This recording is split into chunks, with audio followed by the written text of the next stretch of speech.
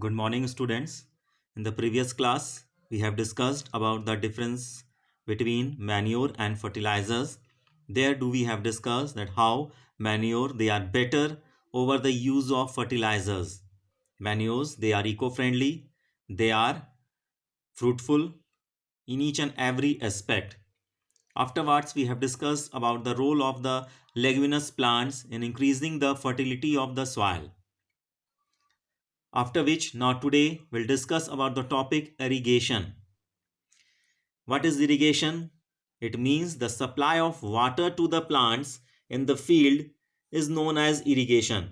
So we might observe at our homes also whenever we cultivate any such type of flowering plants or any vegetable plants, we often have to provide water from time to time at regular intervals for the proper growth. Just like the crops which are cultivated in the fields, they are to be provided with water at regular intervals of time for their proper growth, development to increase the productivity and quality of the product. It is done with water from different sources like rains, canals, waterways, wells, and pumps. So, might different areas it would be depending upon the different types of geographical regions made at the areas may be irrigated, made at certain areas would be depending upon the rain, certain may have the facility of canals or waterways or wells or pumps through which they may be irrigating their fields. Different crops require specific amounts of water at different stages of the growth.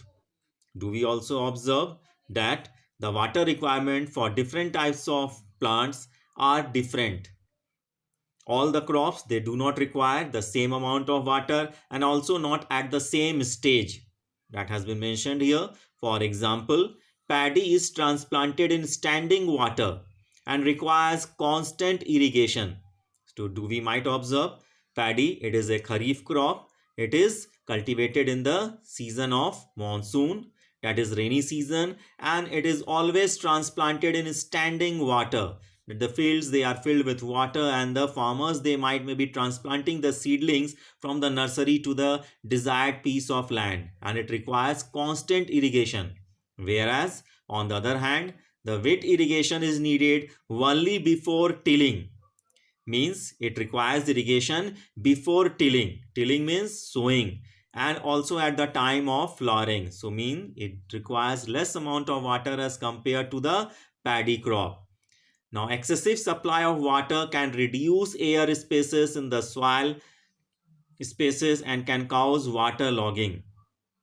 So, if excess amount of water is supplied to the crop plants, what it may cause? The water may be stagnating over the surface of the soil and it may cause water logging, and this will reduce the entrance of air to the soil, and ultimately what it may cause, it may damage the roots because the roots they will not get the proper air, and in that way the roots will not be able to respire, and obviously the roots will die, the plants may also die.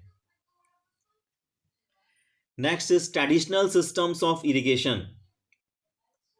These involve drawing water from wells, tube wells, ponds, lakes, and canals using cattle or human labor. So traditional systems, that what are the different types of system or traditional patterns in our country from time to time. So these are the different types of ways through which the water is being fulfilled to the fields. It may be through wells, tube wells, ponds, lakes, or canals by the use of cattle or human labor.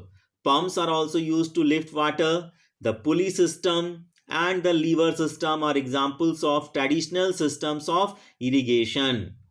However, such traditional methods, though cheap, are not very efficient as water is not distributed evenly and the losses are high. So what is the conclusion? That these traditional methods are thou cheaper, but they are not very efficient because the water is not being evenly distributed and the losses are high. So now these days, what do we observe? Modern systems of irrigations are being implemented in the fields. What are those? These use water more efficiently. Means now these days we may observe that each and every part of a country may that in a particular season face crisis of water, and obviously that it is very much causing drastic impact upon the environment. So it is very much important for us to ensure the loss of water, to conserve the water for our future use. So by implementing these modern systems of irrigation, we may minimize the loss of water. So first is sprinkler system. This method involves sprinkling of water on plants in a way similar to rainfall. So just like a sprinkler, just like you have to consider, just like during the rainy season, during the rainfall, it happens. Just like certain types of sprinklers are used in certain areas for the proper irrigation of the fields. It is generally used in areas with uneven land and those having soils with poor water holding capacity. So it is generally used in those areas which are having uneven land surfaces. Means the geographical area is such like that, so it is not a plain region, it is having with uneven land surfaces and the soils which are having poor water holding capacity.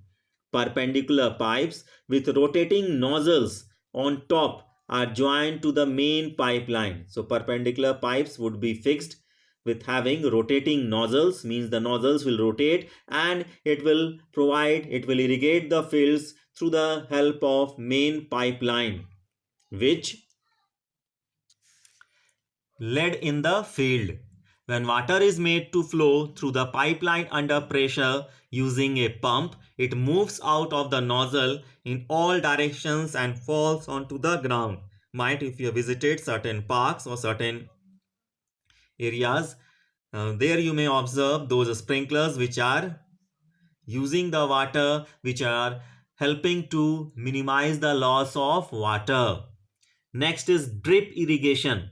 From the word, it means clear. Drip by drip means each and every drop is precious.